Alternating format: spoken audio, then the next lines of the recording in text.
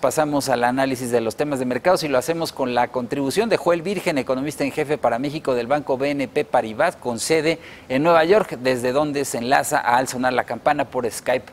Hola Joel, te saludo. En su informe trimestral, Banjico incrementa sus pronósticos de inflación y disminuye sus estimados para el PIB 2018-2019.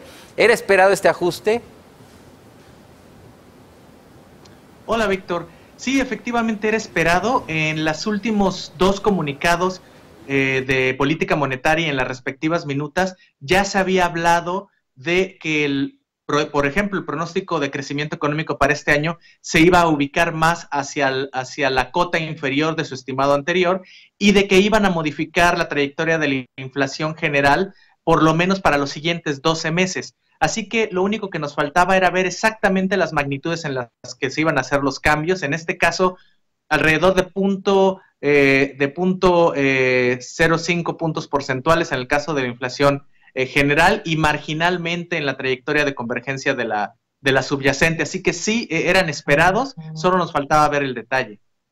¿Qué te dice el reconocimiento de Banjico de que ya no se logrará la meta de inflación de 3% en 2019, sino hasta la primera mitad de 2020? ¿Se subestimaron los riesgos inflacionarios?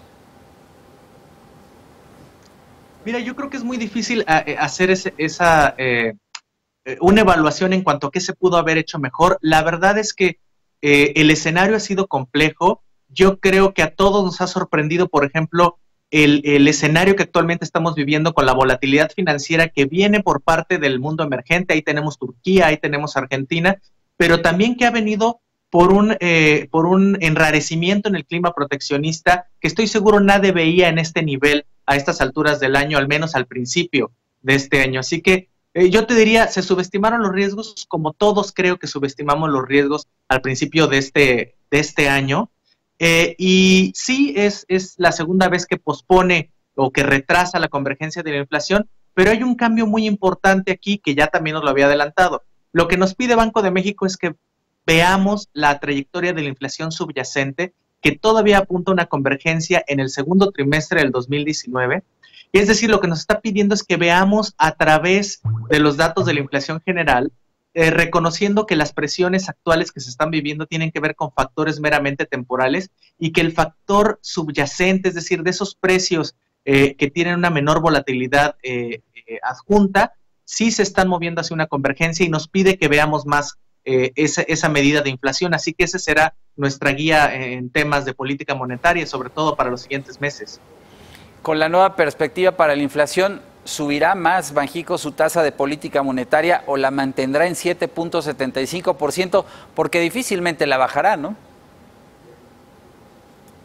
Mira, yo creo que el escenario, concuerdo contigo, yo creo que un escenario de bajas no está este año, la mesa no creo que se tienda para recortes de este año, pero tampoco creo que haya incrementos adicionales en lo que resta del año. Recordemos, si bien elevó la proyección de inflación general para lo que resta del año, también bajó de alguna forma los prospectos de crecimiento económico, es decir, de alguna forma se están compensando una mayor brecha de producto, es decir, un mayor rezago, una mayor brecha de actividad económica con presiones al alza inflacionarias transitorias, que creo yo que debe de considerarse así como el encuentro de dos fuerzas en sentido contrario, que en este momento no nos están dando, creo, para poner en nuestro plan de vuelo subidas adicionales. Sin embargo, sí está metiendo más riesgos, sobre todo relacionados con la posible política económica de la administración entrante, que debemos de tener en mente y que yo creo va a evitar que Banjico baje la guardia, al menos en términos de lenguaje. Va a mantener un lenguaje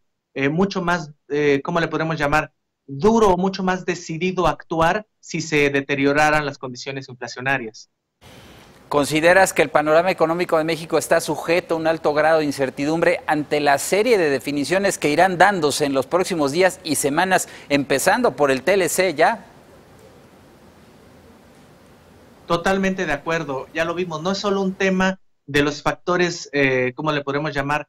Duros o los factores fijos que afectan el crecimiento económico de México, que tienen que ver con la planta productiva manufacturera, obviamente, que tiene que ver con la plataforma de producción de petróleo, que tiene que ver con la fortaleza del lado de la demanda del consumo y de la inversión, y dentro de eso el gasto público, es decir, tenemos fuerzas que están conteniendo el crecimiento económico actualmente en México, sino también un clima que no necesariamente es el más favorable para el crecimiento, no solo de México, sino del mundo, que tiene que ver estos riesgos de mayor proteccionismo a nivel global, la desaceleración o aquellos mercados emergentes que se encuentran en crisis actualmente, como el caso de Turquía o Argentina, que promoverían mayor volatilidad financiera y podrían apretar más las condiciones financieras globales y hacer un poco más difícil la recuperación o el avance económico global, y pues la compresión del intercambio comercial a nivel global que causaría mayores amenazas proteccionistas. Así que sí, es un contexto retador para México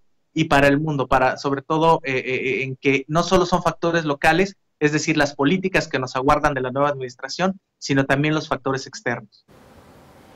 Bien, Joel Virgen, muchas gracias por compartir tu análisis.